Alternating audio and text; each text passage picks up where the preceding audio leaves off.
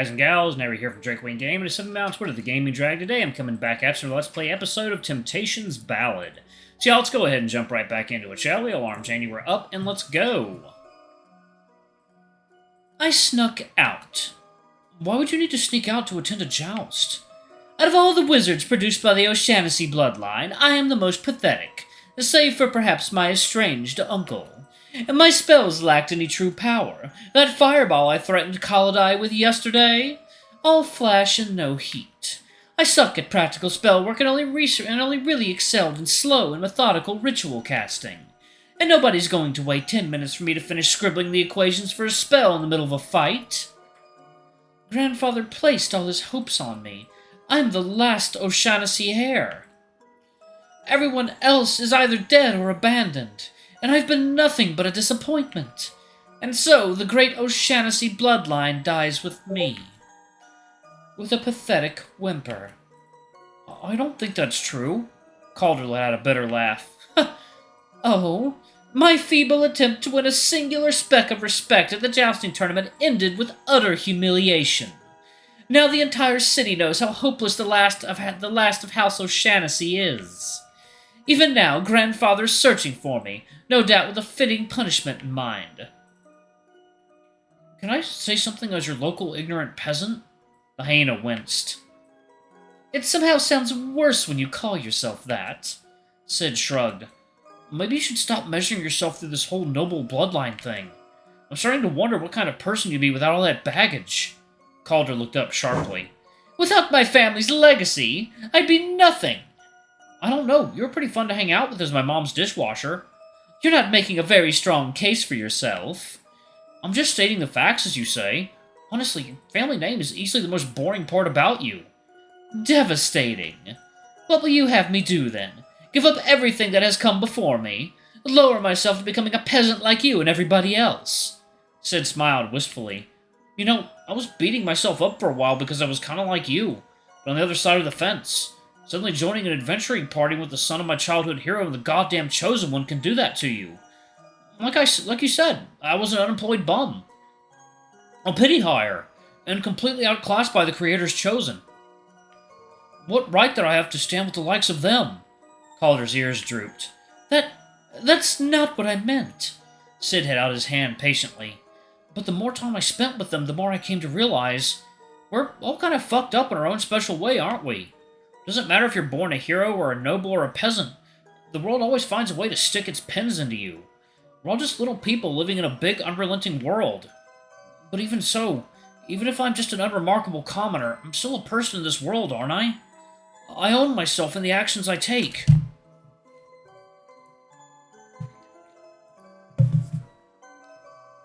And I can help the other little people in my life make it through this unrelenting world, one step at a time. Maybe by winning a brawling tournament, or listening to them ramble about the books they're reading, or hold them when they're going through a hard time. I'm nothing. But even if I still make a difference in the lives of these remarkable people, then there's still hope for me, right? And if there's hope for little old me, there's definitely still hope for someone like you. Calder's jaw clenched tightly, his lips thin. He hung his head low and couldn't quite meet the badger's gaze. The noble pressed his head against Sidd's supportive arm, frowning as he struggled for words. The fucked up in our own special way is certainly one way of putting it. Very well then, Sidd Shrikewood. I have a bargain for you.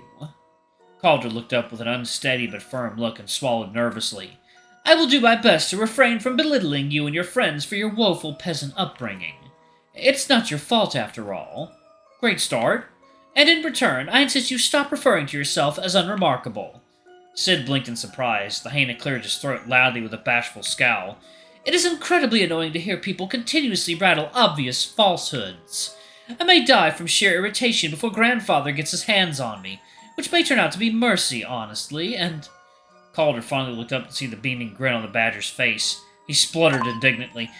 Do not mistake this for some sort of patronizing courtesy. I'm simply stating the facts. Gotcha. The noble batted away Sidd's arm and dusted himself off with a huff. Glad to see you've calmed yourself from your little outburst. Honestly, what inappropriate timing. We're in the middle of an abandoned royal laboratory for creator's sake. You've interrupted my deciphering progress for nothing. I still need to make some progress in the investigation, lest I get kicked out by a little group and discovered by Grandfather. You can keep staying with us if you still need a place to hide from your Gramps. My parents probably don't mind. Sidd snorted quietly to himself. And I'm pretty sure Mom will be happy to turn your Gramps into a houseplant if you ask nicely. Calder tried his best to look offended as he retrieved his tome from the floor. Gaius O'Shaughnessy is one of the greatest wizards of the last century. Your mother is a terror, but I doubt she'd stand a chance. Don't tell Mom that. She took it as a challenge. The greatest of the O'Shaughnessy line, destroyed by a local housewife. Our ancestors would be rolling in their graves, I'm sure. Calder suddenly froze. His eyes locked onto a corner of the enchanted plaques, studying the flickering letters with disbelief. That can't be right. Is something wrong? Did you figure it out? With a shaky hand, Calder pointed his quill towards the first word of the coded label. I've been trying to find a matching word or letter to help decipher this entry, and... Alright, 1 second, y'all. Water time. Alright, guys and gals, and we are back. Let's jump back in, shall we? Okay. I've been trying to find a matching word or letter to help decipher this entry, and... Oh boy, what is on the plaque? You see that apostrophe after the first letter? Sidd leaned forward and squinted. The words on the plaque were as unreadable as ever, the letters flickering like the air on a hot summer day. However, he could still make out what Calder was gesturing towards. Oh, I think so? It's a 10-letter word with a little mark after the first letter. He paused, eyes widening in realization. That can't be right. Calder nodded, furiously scribbling in his tome. It's a match. The young wizard waved his quill with a flash of arcane light, and the flickering letters slowed and solidified into legible text. It took Sidd a moment to process, but even he could recognize the name etched across the metal sign of this forbidden laboratory. O'Shaughnessy Ocular Specimen No. 2, Lesser Fragments. Despite the shock, Calder noticed the badger's struggle and quietly read the rest of the text out loud in a shaky voice. Original specimen sourced from youngest O'Shaughnessy sibling. Donated to 14th Laboratory by esteemed Gaius O'Shaughnessy.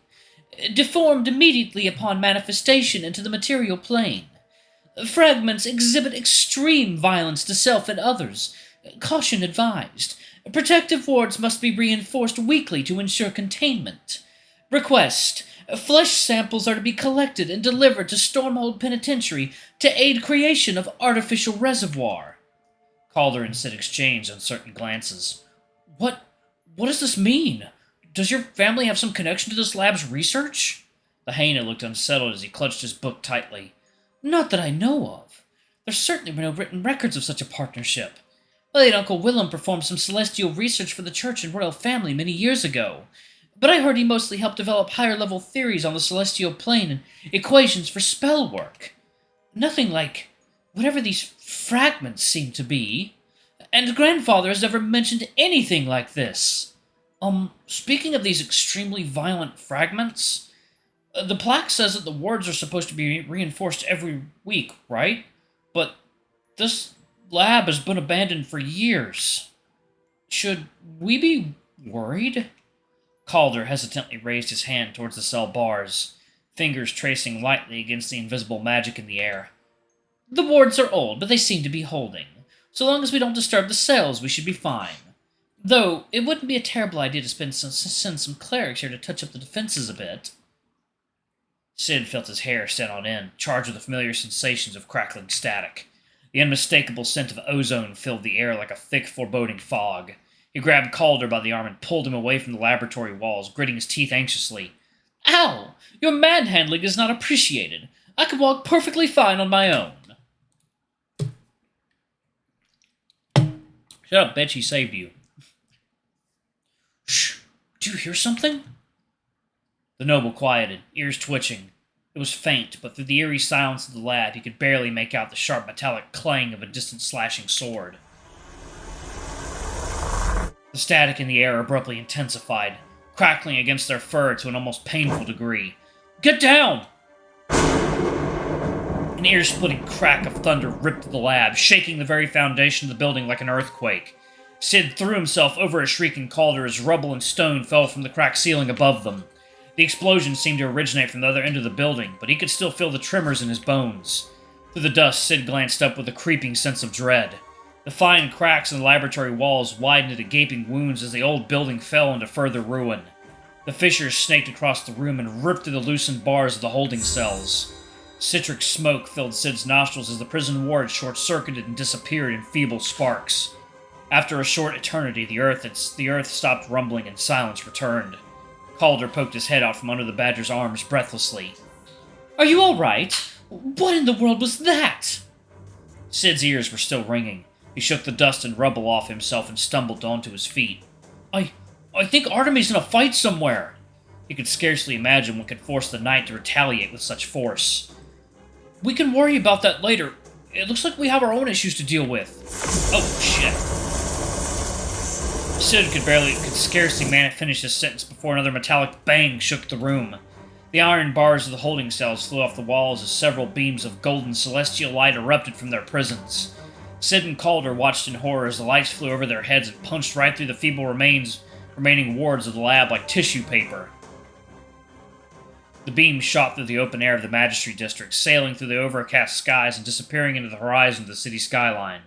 Dread filled his gut as Sidd wondered what they had let loose into the world. "The fragments, or whatever they are, they've escaped! This does not bode well." The noble wobbled to his feet and approached the now empty cells curiously. Sidd seized him by the shoulder and yanked him back. "Not all of them!" Oh, Jesus. Through the settling dust, he could clearly see the iron bars blasted off all the cells after the escape. Except one. The bars in the cell furthest down the hall remained stubbornly stuck in their concrete foundation. But with each wild thrash from whatever's inside, the iron came a little looser. Finally, with one last clang, the metal restraints clattered to the ground. The obscuring shadows of the cell dissipated like smoke, and what looked like an ominous mound of gray, sickly flesh tumbled out of the laboratory onto the floor. Tissue and sinew writhed underneath its pale skin like thousands of trapped worms fighting against itself. Ooh.